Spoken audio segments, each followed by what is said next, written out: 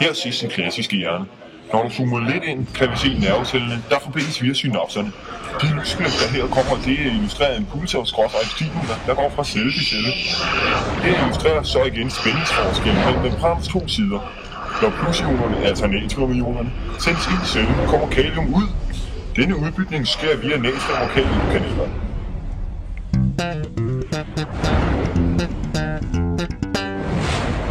Øverst her illustrerer så præsynapsen. Der indeholder vesiklerne. Det indeholder transmitterstof. Vesiklernes membraner smelter sammen, hvorved transmitterstoffet frigives. Kan vi ikke lige få den i slow motion, Bjørn? Tak skal du have. Her ses det i slow motion. Man kan her se, at i den modtagende nervecelle nederste billede, der findes et antal proteiner, som er i stand til at modtage transmitterstoffet. Disse kaldes for acetylcholinreceptorer. Når transmitterstoffet binder sig til receptorerne, lader de natriumionerne strømme ind i cellen, hvorved den bliver mere positiv, og det endelige aktionspotentiale etableres.